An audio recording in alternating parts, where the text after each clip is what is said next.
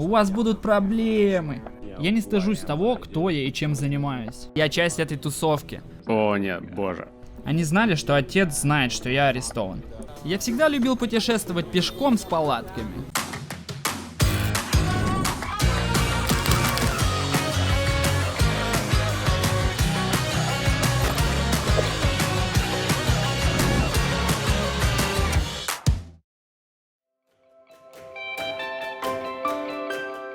Путешествие как новый вид религии.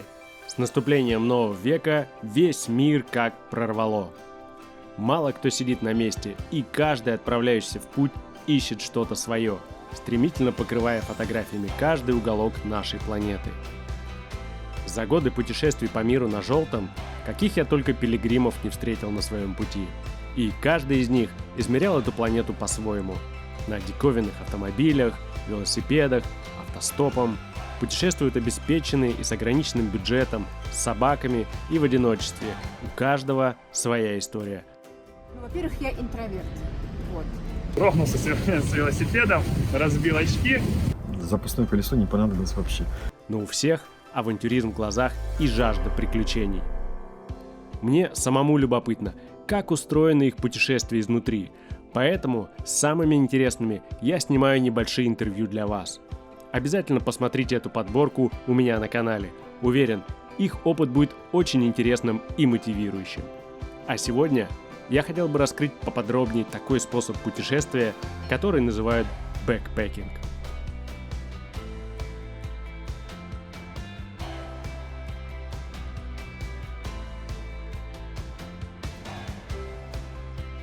Как-то на одном из фестивалей по туризму меня представили как Влад, который путешествует с 3-тонным желтым рюкзаком.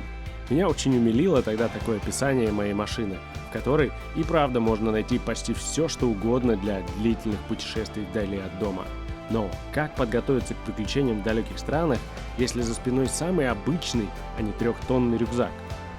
Как понять, что действительно необходимо? Что стоит обязательно взять с собой в дорогу, а чем можно пренебречь? Какой лайфхак поможет спасти много нервов, а возможно даже и жизнь? Не отвлекает ли такой аскетичный способ туризма от основных целей путешествия и стоит ли оно вообще того? Предлагаю вам посмотреть беседу с интереснейшим человеком, с которым я познакомился в Камбодже. Мы так сдружились, что я, впервые за долгое время оставив желтого на парковке, отправился без машины в другую страну. Мы посетили с ним соседний Вьетнам, который изучали вместе около 2 недель. Знакомьтесь, это Чет, необычный парень из США, штат Коннектикут, который уже много лет расширяет географию своих приключений с одним только рюкзаком за спиной, открывая страну за страной. И необычный он не только потому, что почти все его тело покрыто татуировками и пирсингом. Многочисленные встречи с людьми со всего мира и знакомство с множеством культур разных стран, безусловно, оставили свой отпечаток, сформировав его как интересную личность с собственной жизненной философией. Мы поговорили с ним о том, что привело его к путешествиям, и рассмотрели все его татуировки. Я расспросил его об отношении к его внешности в разных частях света, мешает или помогает это ему в дороге. Так как он американец, мне было интересно посетить вместе несколько музеев Вьетнамской войны и услышать его мнение об этом. Я сделал подробный обзор содержимого его рюкзака, стараясь сделать это максимально полезным для вас, а также записал несколько историй, которые приключились с ним за все время путешествия. Уверен, вам будет очень интересно. Не забудьте подписаться на канал и поставить колокольчик, если вы по каким-то причинам еще не успели это сделать. Устраивайтесь поудобнее. Итак, смотрим.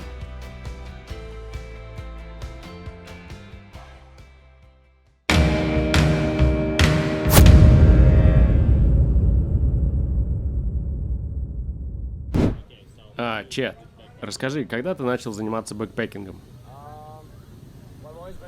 Я всегда любил путешествовать пешком с палатками. Ну, может, 5-6 лет назад начал. Сначала ходил в горы с палатками, разбивал там лагеря. Но мое первое международное путешествие, бэкпекинг путешествие, было только 3 года назад. И все свои путешествия ты совершаешь один? Не. В разные моменты это разные люди. Например, если я нахожусь в отношениях, то я иду вместе с девушкой. Также у меня есть друг со школы. Мы вместе были в Норвегии, были с ним в Юте и Патагонии.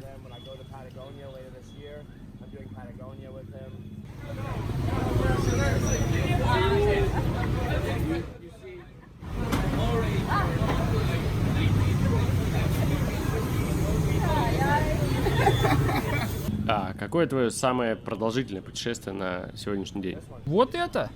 А сколько оно уже длится? До этого самое большое было 22 дня. А, на этот момент, да? Нет, сейчас 2 месяца, ну и где-то 2 недели еще. И как долго ты думаешь, оно еще продлится? Когда ты думаешь, оно закончится? Я собирался на 3 месяца, но сейчас я думаю, что все 4. Может даже больше. У меня нет точной даты, но 16 августа я должен быть дома. А почему именно в этот день? Мой брат женится. И я часть этой тусовки. Буду такой стоять с ними в костюме.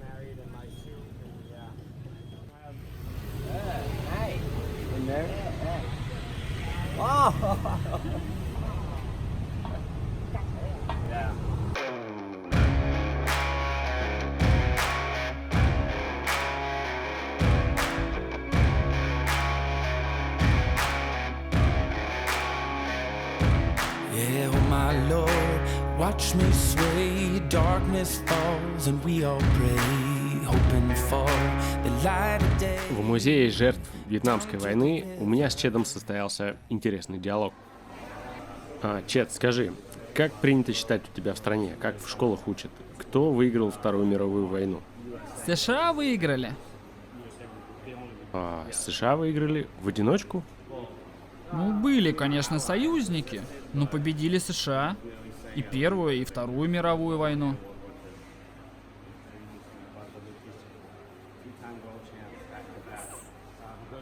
Это интересно, потому что в России говорят, что СССР победили. Ну, тоже, конечно, с союзниками. Хотя в последнее время их все меньше упоминают. Чет, скажи, вот ты уже давно путешествуешь. А какой самой интересной вещи тебя научили путешествия? Лично для меня это некое испытание самого себя. Выйти из своей зоны комфорта, делая вещи, которые ты обычно не делаешь. Не бояться что-то делать в одиночку. Мы всегда в комфорте с людьми, которые нас окружают. Иногда в таких испытаниях ты можешь узнать что-то новое о себе. Можешь найти что-то новое, что тебе понравится. Встретить новых людей. И что для тебя в этом самое сложное? Для меня быть самим собой.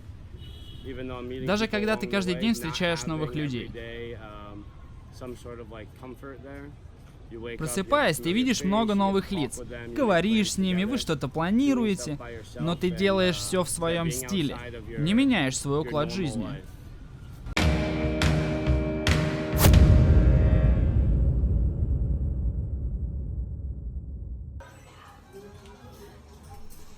Когда ты путешествуешь по пустынной местности, ты постоянно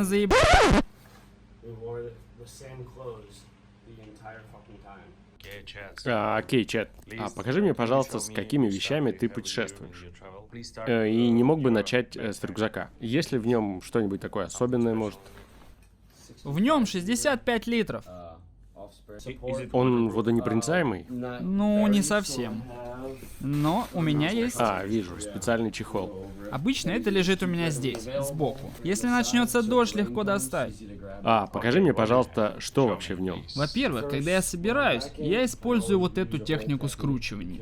Потому что это сохраняет много места. Всегда все скручиваю. Специальное белье. Хорошо растягивается, впитывает пот, можно долго не менять, не пахнет. Супер. Скажи, а у тебя есть какие-нибудь лайфхаки, которые ты изобрел, путешествуя в одиночку? Ой, ну много чего такого есть. Одна из вещей, которая по-любому должна быть, это пауэрбанк для экстренной зарядки. Если ты окажешься в лесу и тебе понадобится что-то зарядить, камера, телефон, ты остаешься на связи. Что у тебя есть для первой помощи? Есть таблетки, например, от боли в животе.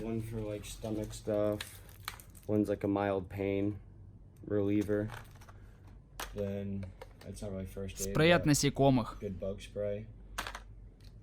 Вот йод, обрабатывать раны.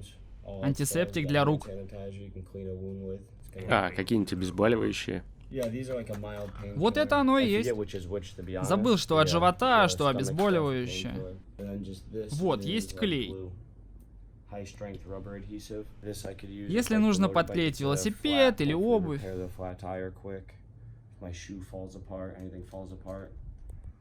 Очень крепкий. Хорошо. А какие электронные девайсы у тебя с собой? Всегда с телефоном. Там GPS. Вот это GoPro.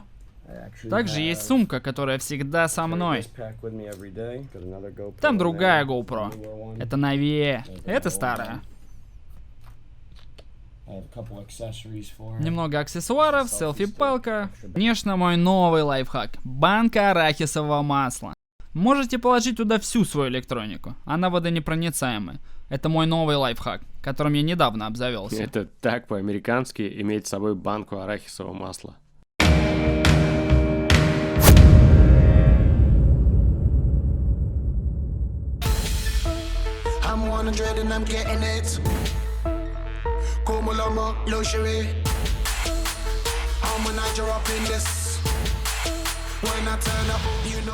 Почти в каждой стране, где путешествует Чет, он делает себе новую татуировку. И Вьетнам не стал исключением. Размышлял он буквально пару минут. Точно знал, где на лице, но не был уверен в том, что. В итоге решил написать «Рамблер», что означает «бродяга».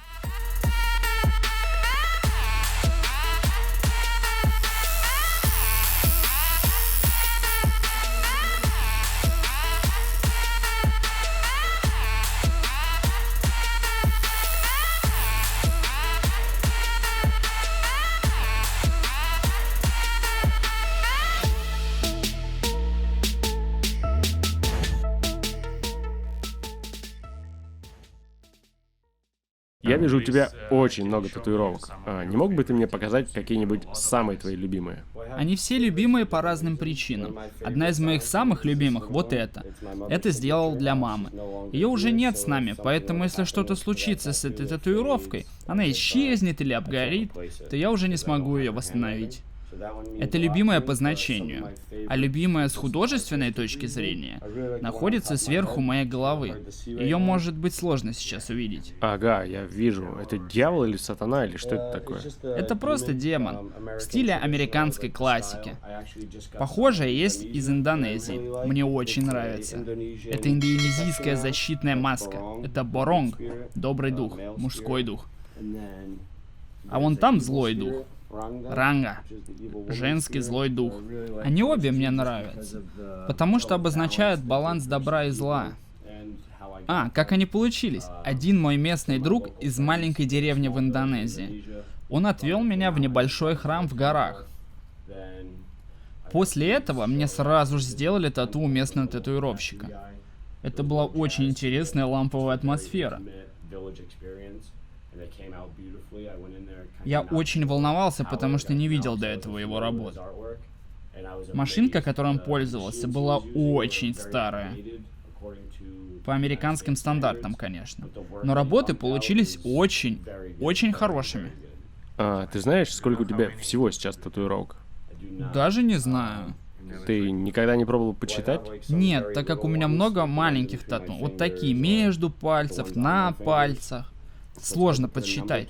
Их много, так же, как и больших. Я думаю, на мне работы более 67 мастеров. А какая твоя самая первая татуировка? Первым был вот этот баннер. Баннер на моей груди. «Сияй, как сумасшедший алмаз». Это было... Да, по 2007. Мой друг разбился из-за пьяной езды. В честь моего друга я сделал первое тату. Он был больше, чем другом. Он был моим братом. Когда я решил сделать это, моя мама помогла мне с дизайном. Сейчас большинство тату без какого-либо смысла. Просто художественная ценность. Это одна из тех, у которых смысл есть.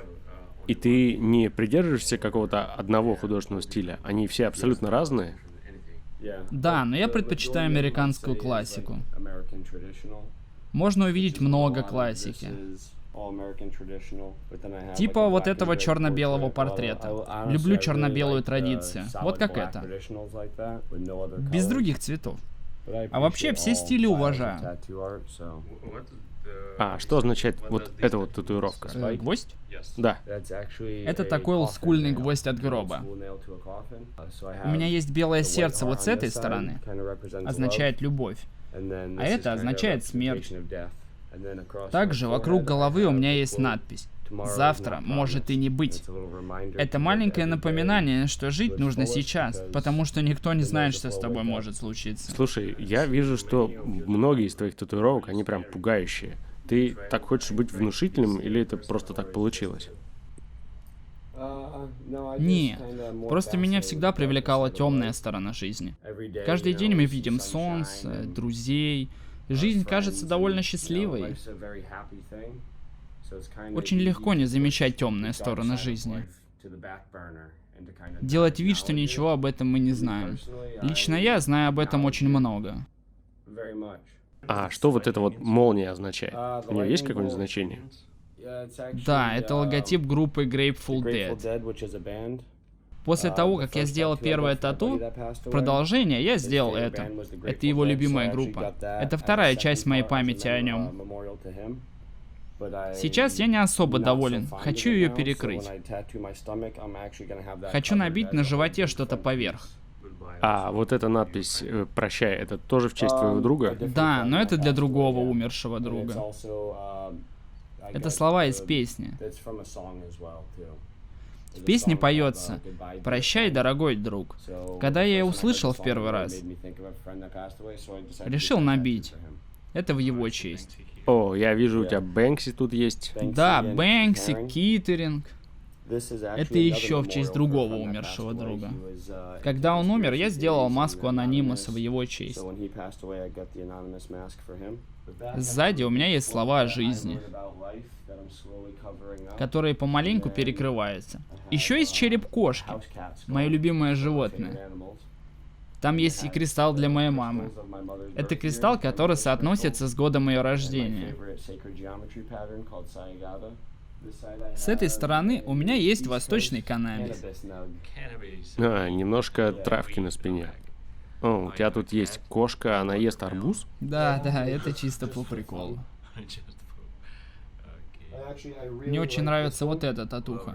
О, крутая. А что она значит? У нее есть какое-нибудь значение? Я сказал мастеру, что хочу что-то о происхождении жизни. Вот атом, как самая простая из форм. Вот также кристаллическая решетка, которая присутствует во всех растениях, животных и людях тоже. А что означает эта статуя свободы? Она ж плачет, да? Это статуя свободы из Америки. Я не очень доволен тем, что происходит в моей стране. У нее закрытые глаза, и она плачет. А с этой стороны панорама Нью-Йорка с ядерным взрывом.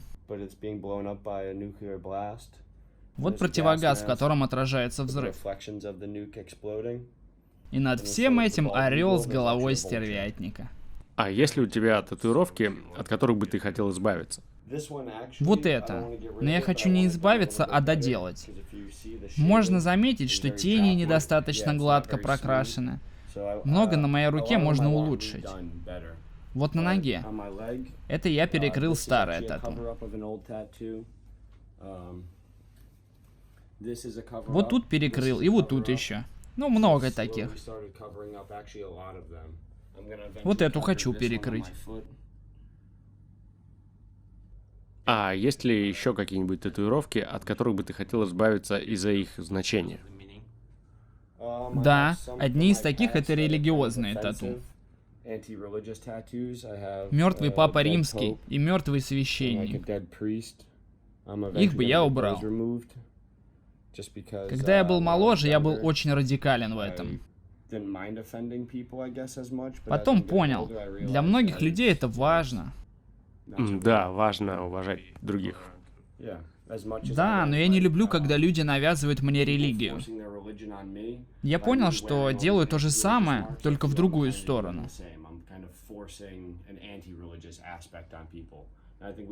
Я думаю, ты можешь верить во что угодно. Но нельзя заставлять людей или навязывать им свои взгляды. Это только твои личные взгляды. Верить или нет.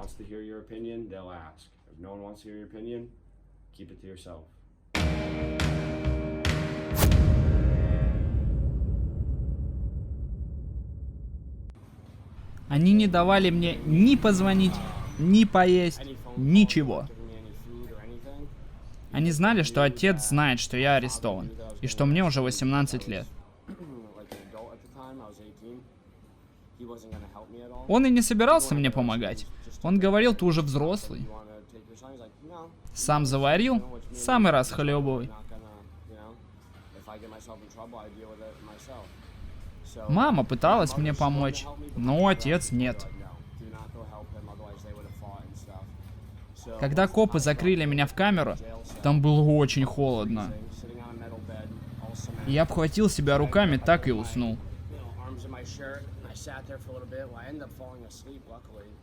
Когда я проснулся, я не слышал ни птиц, ни вообще хоть что-то. Там нет окон, и непонятно, день или ночь. Я подумал, блядь, так не может продолжаться. Всю ночь и весь день на меня была направлена камера. Но она была старая и выглядела, как будто не работает. Я начал говорить с камерой. «Эй, я знаю, что вы там, наверху. У меня есть право на звонок, у меня есть права».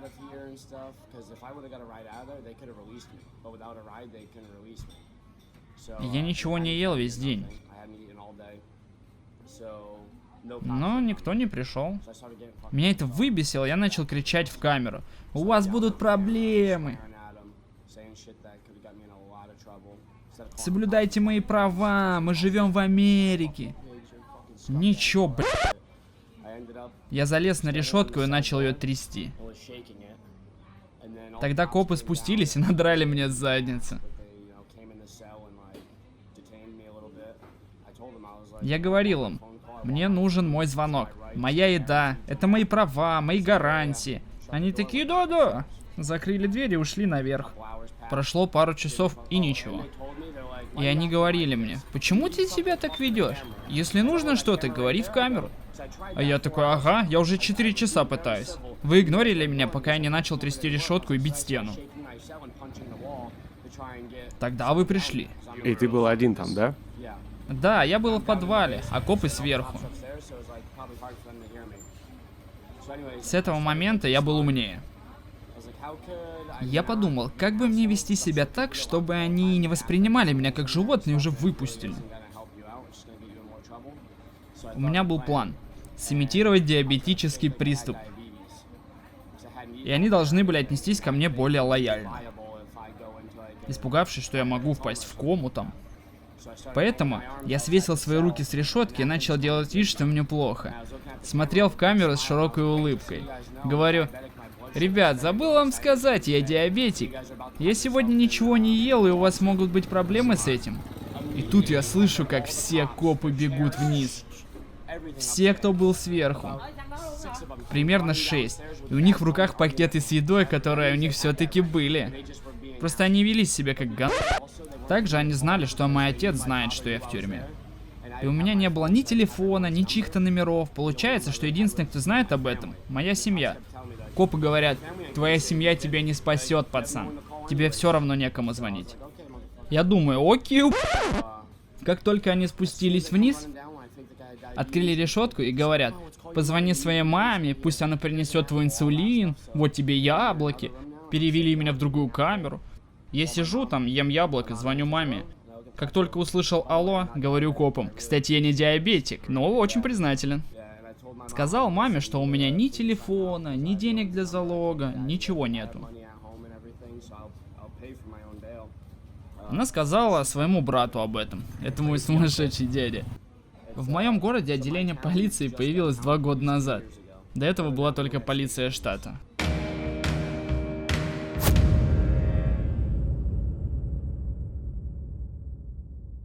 Скажи, а у тебя есть что-нибудь для самозащиты? Да, вот такой вот маленький нож.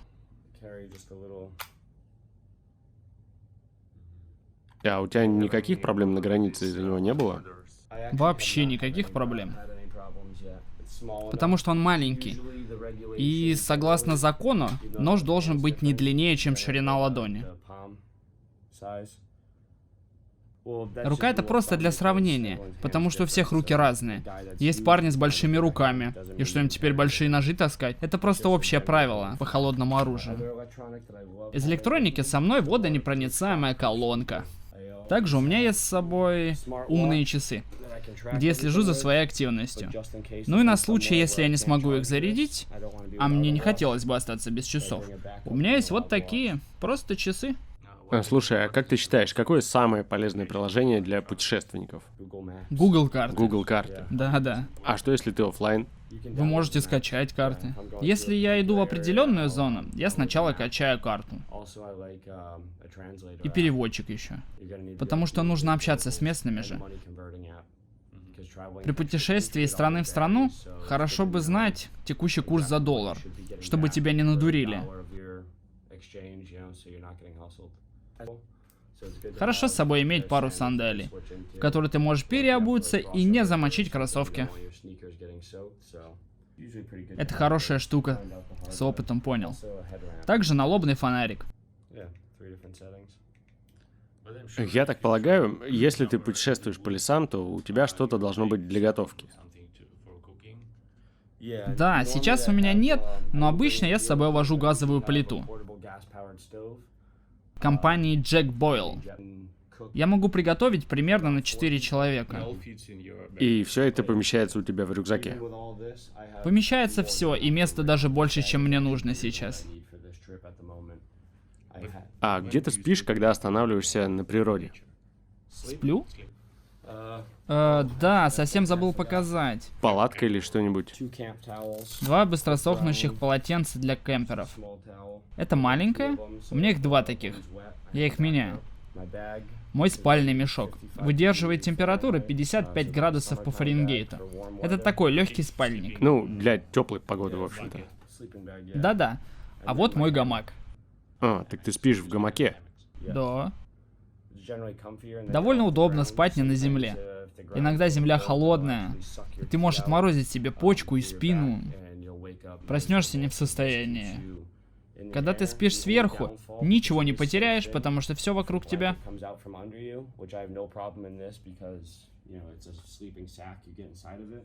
А подушка есть? Я просто сворачиваю теплые вещи. Вот так. Вместо подушки. Да, многофункционально. Может, у тебя мультитул какой-нибудь есть? Нет. Я раньше носил один, но потом понял, что я им не пользуюсь. Со временем убрал его из своего списка вещей. Опыт, в общем. Да. Даже нож. Многие люди говорят, что он не нужен. Но это первая вещь, которая достает из рюкзака большинство бэкпекеров. Я его с собой ношу, в том числе и для безопасности. А что в этой сумке? Это туалетные принадлежности.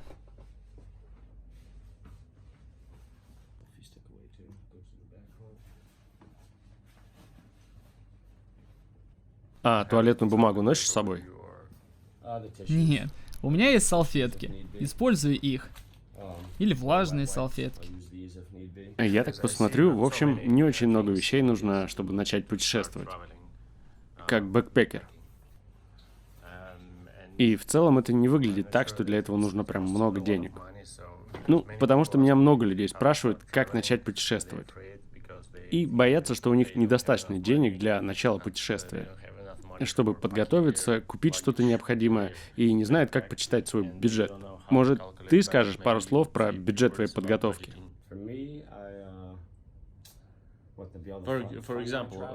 Ну, хорошо, например, сколько тебе обходится один месяц путешествия?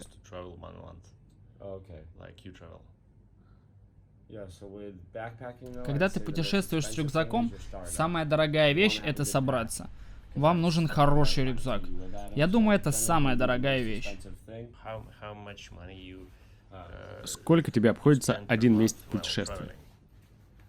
Лично для меня все зависит от того, в каких странах ты находишься. В Европе, например, больше, чем в Азии.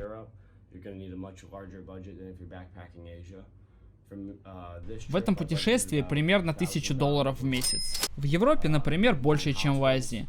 Ты можешь найти хостелы, там... Это включая авиаперелеты? Нет, это отдельные траты. Это будет самая дорогая часть поездки. Перелет туда и обратно. Для меня билет в один конец стоил $450. Обратно, я думаю, так же. Получается порядка $1000 в перелете. Ну и в месяц по 1000. Хостелы от $3 до $5 за ночь. Поесть от $2 до $5. Я когда-то для себя решил, что не буду тратить больше $15 в день на еду. Получается порядка $1000 перелет. Это включая экскурсии. Иногда приходится тратиться больше. Если захочется прокатиться на лодке куда-нибудь, это может стоить $20. И также тебе придется еще тратить на еду, на комнату. Такие дни порядка $50 в день. Но вот в другие дни ты просто шатаешься по лесу. У тебя нет никаких расходов, даже не больше $15 в день. Получается такой баланс. Да-да, так сбалансированно получается. В целом это такое негламурное путешествие. Скорее о поиске себя. А ты пользуешься наличкой или кредитной картой в основном? В основном наличка, но также на кредитке немного заначка. Слышал много историй, как люди теряли свои карты. Банкоматы съедали карты и не возвращали. А ты как-то защищаешь свою наличку? Я думаю, довольно опасно носить с собой в путешествии много денег. Или я ошибаюсь? Я делю их на несколько частей. А где ты их хранишь? Кое-что в рюкзаке, кое-что в карманах шорт. Какую-то часть я засовываю в дневную сумку. Ну, в разных местах, короче. Естественно, я не храню все в одном месте. Потому что если что-то случится, я не хочу потерять все за раз. Слушай, а как ты думаешь, а вот девушке одной, насколько безопасно вообще так путешествовать, бэкпэкить? Можно, конечно, но довольно рисково. В зависимости от места, в которое ты направляешься.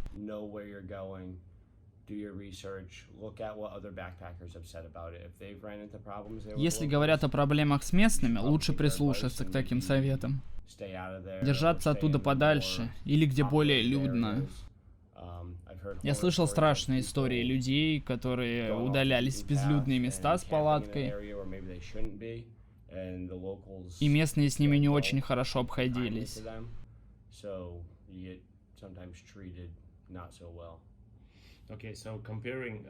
А как тебе нравится больше, бэкпэкить одному или в составе группы?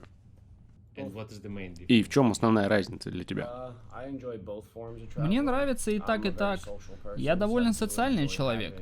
Мне нравится видеть приятные лица, когда просыпаешься.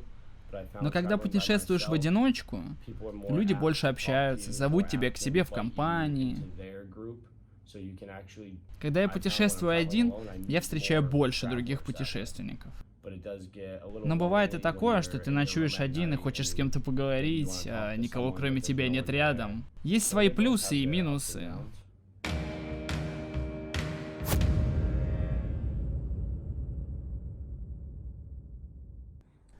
Чет, скажи мне, вот я вижу, у тебя еще на лице много пирсинга, а тебе нравится это вообще? Какой твой самый любимый? Да, я знаю, что. Покажи мне еще раз, пожалуйста. О, нет, боже. Это моя любимая модификация тела из всех. Когда я был моложе, у меня было куда больше пирсинга. Я носил кучу проколов и на лице, и на сосках. У меня было порядка 27 проколов в самых разных местах. Ну, как-то они растерялись по пути. Что-то потерял, что-то перестало нравиться. Сейчас я оставил только несколько на лице. Не планирую от них избавляться. Они мне нравятся. Я всегда к ним подбираю прикольную ювелирку там. Помнишь свою самую дорогую татуировку? Да. Думаю, что вот это на плечах. Да. Она заходит здесь и выходит с другой стороны. Ее делали 5 часов. Это стоило мне $200 в час. Почти $1000. Когда мы закончили, мне насчитали $1044 за одну тату. Это работа Энтони Флеминга. Он очень востребованный английский мастер. Когда он был в Америке, я постоянно ему написывал, что хочу поработать с ним. Так, сейчас я попрошу детей отойти, от экрана, или как сказать правильно. Предупреждение для родителей. Да, правильно. Можешь мне показать свои самые вызывающие татуировки? Это очень недружелюбная тату, поэтому я спрятал ее в не очень доступном месте. Это внутренняя часть моей губы.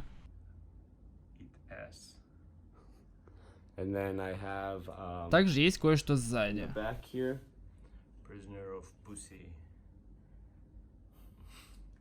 О, я вижу клоуна. Счастливый клоун и грустный клоун. Пришлось их сбалансировать. Я вижу, ты сам неплохо сбалансирован. Вот еще, как инь и янь на ладонях. Вот тут залито, а тут нет. Тут есть обводка, а тут нет. И вот так вот они складываются вместе. Прикольно. Это была моя идея, не мастера. Какая была самая болезненная татуировка? Под мышкой. Я вижу тут череп. Она еще не закончена. Тут можно увидеть дым, он должен был быть закрашен зеленым. Кстати, я ненавижу делать тату на ребрах. Вот эту тату мы делали 2 часа, и это было очень больно. Вот тут вот что, крыло и колесо.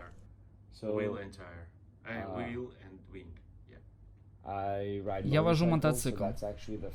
Это переднее колесо мотоцикла с крыльями. Это распространенная картинка в мотоциклетной культуре. Знак «Два колеса навсегда».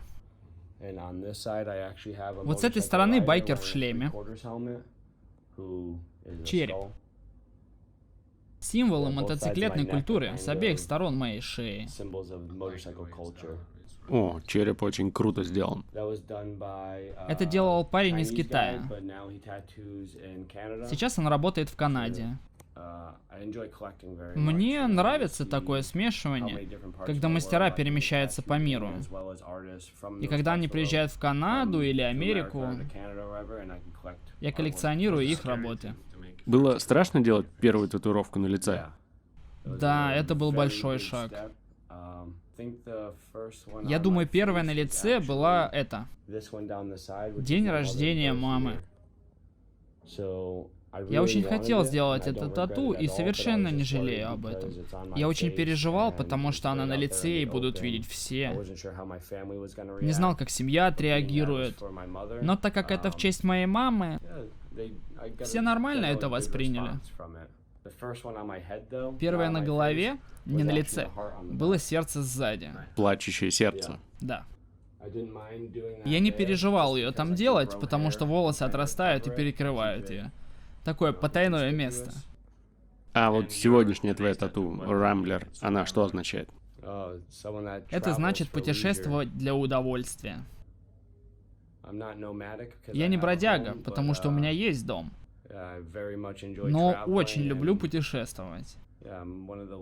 Самое большое удовольствие путешествовать пешком. Ну, получается, это важная часть твоей жизни, и ты решил поместить ее на лице. Да. Я не стыжусь того, кто я и чем занимаюсь. Я их делаю, чтобы весь мир видел. Послушай, а как люди вообще реагируют на твои тату? Это разные реакции. Некоторым интересно, и они хотят пообщаться по поводу рисунка. Рассматривают всякое, модификации на теле. Бывают и негативные реакции. Обычно от старых людей. Думают, что я гангстер, преступник, байкер. Для меня это больше про искусство. Я не сторонник тюремной культуры. Просто мне нравятся тюремные татухи.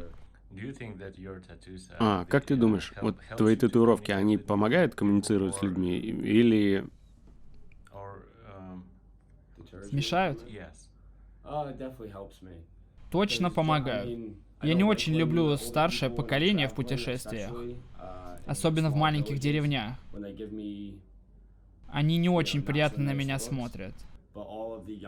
Зато молодые люди притягиваются, собираются вокруг, начинают нахваливать татухи. Мы начинаем обсуждать это. И это перешло в самые дружеские отношения, которые у меня есть. Благодаря тату я познакомился с большим количеством путешественников. То есть, получается, это один из твоих способов общения с людьми? Да, именно так. А ты знаешь, какая твоя будет следующая татуировка? Не. Даже вот самая последняя. Я давно хотел татуировку на этом месте, но не знал, что сделать. Это путешествие мне дало многое. Я 3 дня назад понял, что хочу эту надпись. В каждой стране стараюсь сделать хотя бы маленькую. Типа вот таких полосочек на ухе. Это для меня сувениры. Как ты думаешь, ты когда-нибудь покроешь татуировками все свое лицо? Нет, я оставлю центральную часть чистой. Но я точно сделаю по бокам. Лоб хоть уже и забит, но я думаю, добавлю. Ну еще вот эти места под глазами. Вот еще смотри, какая есть. Чет, что он делает? Выражает свою любовь к женщине. Это такое аморфное тату. Большинству кажется, что это череп, но это нечто большее. Хорошая работа. А что означает вот эта зажигалка? Зажигалку я сделал на свое 27-летие. Потому что это значит клуб 27. Много музыкантов умерли в этом возрасте. Дженнис Джоплин, Джим Моррисон, Джимми Хендрикс, Эми Вайнхаус, Курт Кобейн. Так и почему зажигалка? Не знаю, правда это или нет. Когда умер Джимми Хендрикс, предполагается, что у него нашли белую зажигалку. Легенда гласит, что после 27-летия ты не должен пользоваться белой зажигалкой. Или ты закончишь таким образом и попадешь в клуб 27. Серьезно? Первый раз такой слышу. Сделай себе такой подарок на день рождения. Интересно. Я люблю тебя, но прощай. Это грустная тату, тоже память. Один из членов семьи сидел на наркотиках. Мы все пытались ему помочь. Более или менее получалось справиться с привычкой. Я говорил, ты убиваешь сам себя. Когда я увидел его снова потребляющим, я это ему и сказал на прощание.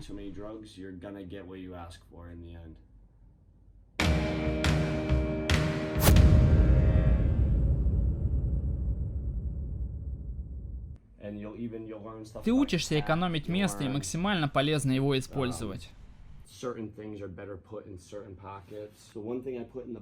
Вещь, которую я беру всегда. Вот эти штанишки. А я у тебя вообще не вижу сувениров. Ты их не покупаешь? Только если бонги. Не покупаю. Ну, может, хотя бы магнитики для друзей или что-нибудь такое. Вот парочка браслетов из Камбоджи. Если что-то и покупаю, то в конце поездки. Так меньше риска что-то сломать. Да и лишний вес ни к чему. А у тебя были какие-нибудь опасные ситуации в путешествии? Ничего такого, обычно все спокойно. Но вот однажды, когда вешал гамак в лесу, кое-кто не понял, что это такое. Я заметил, как они срезали его на землю. Когда они поняли, что мы их заметили, ушли в лес.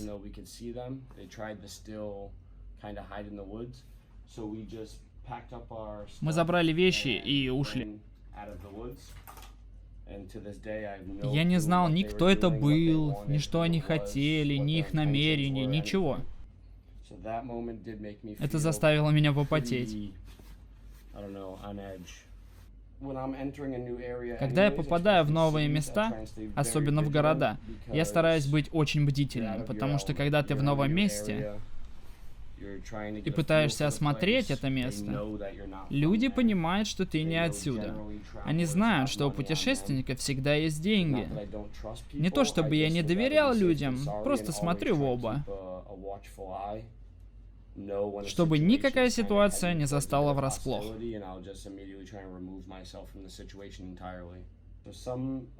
Некоторые из моих шорт специально для ходьбы.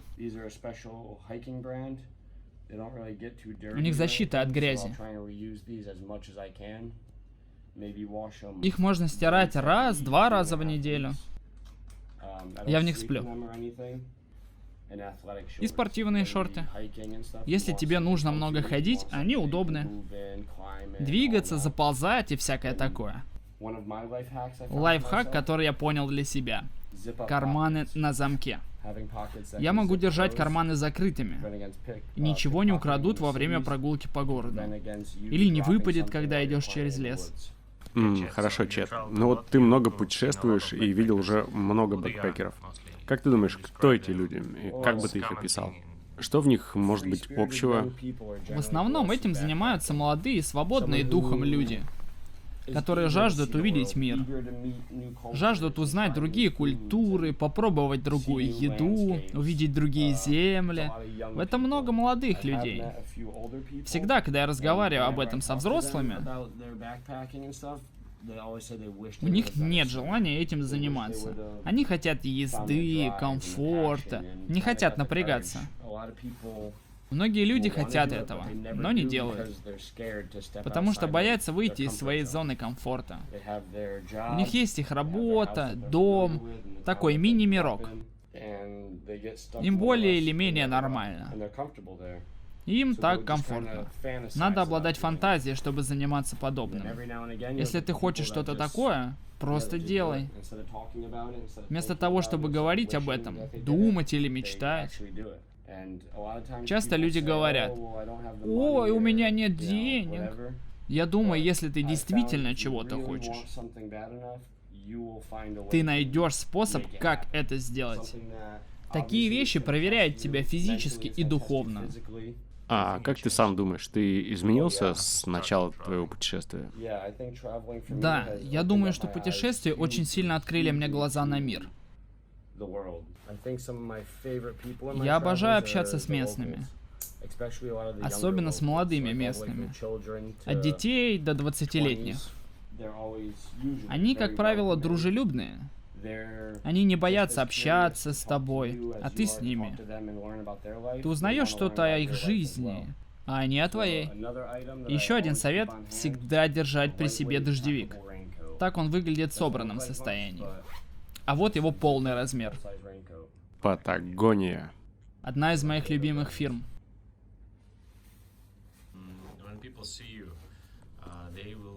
А как ты думаешь, люди по тебе судят о твоей стране? Да.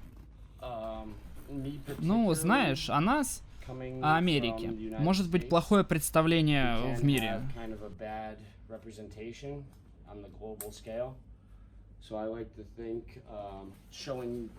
Что мы, мол, сами собой можем влазить в чужие культуры. Возможно, я смогу показать, что это только в медиа, у политиков. А можешь разрушить пару клише об американцах? В смысле? Ну, какие-нибудь клише об американцах, которые неправда. Многие думают, что мы все толстые. Я вот в хорошей форме, хоть и ем печенье по ночам. Когда занимаешься бэкпэкингом, никогда не знаешь, когда попадешь в дождь. И, конечно, не хочешь, чтобы это все промокло. Если у тебя есть грязная одежда, положи ее сверху, чтобы не намокло ничего важного. Я не держу никакой электроники в верхних отделах.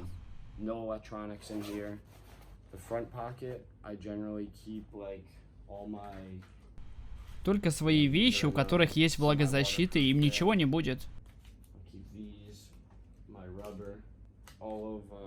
Я смогу это достать, даже если все будет мокрое. В следующем отделе у меня пакеты.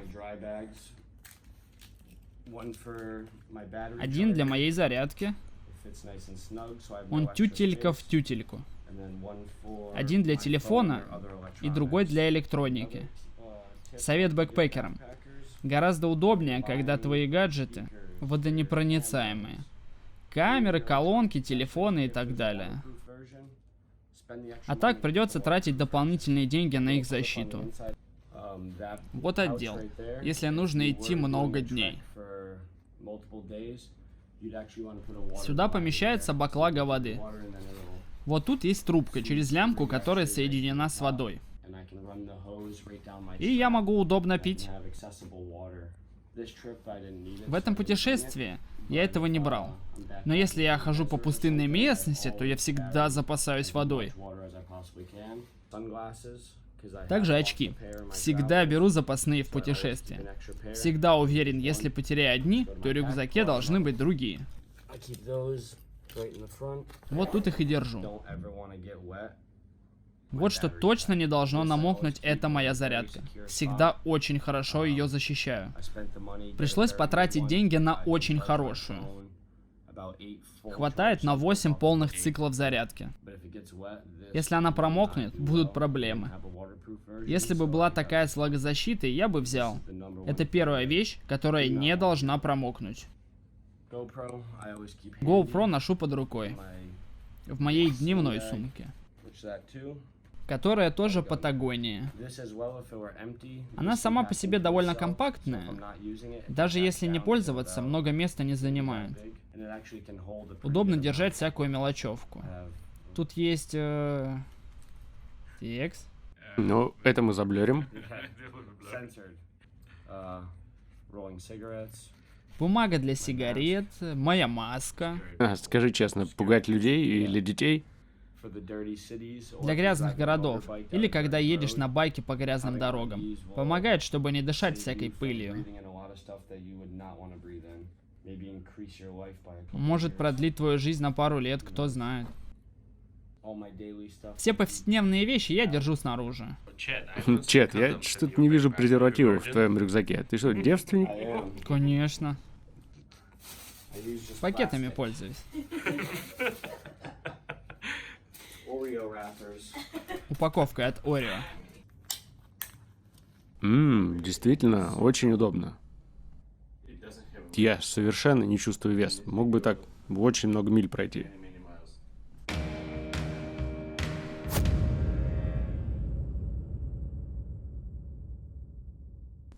Так, Чет, спасибо тебе большое за это интервью.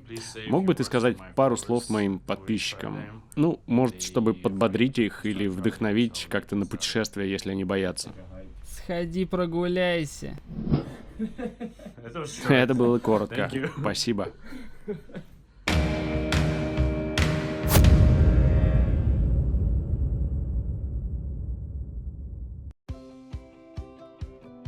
Такая вот история. Как прекрасен все-таки мир в своем удивительном разнообразии. Меня невероятно заряжают такие знакомства.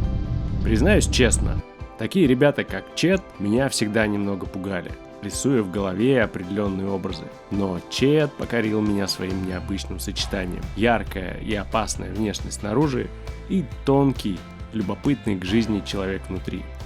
Это знакомство точно раздвинуло мои собственные границы. Пропутешествовав по свету с большим багажом желтой машины, теперь я узнал еще, насколько иными становятся приключения, когда за спиной только один рюкзак. И это точно не хуже и не лучше.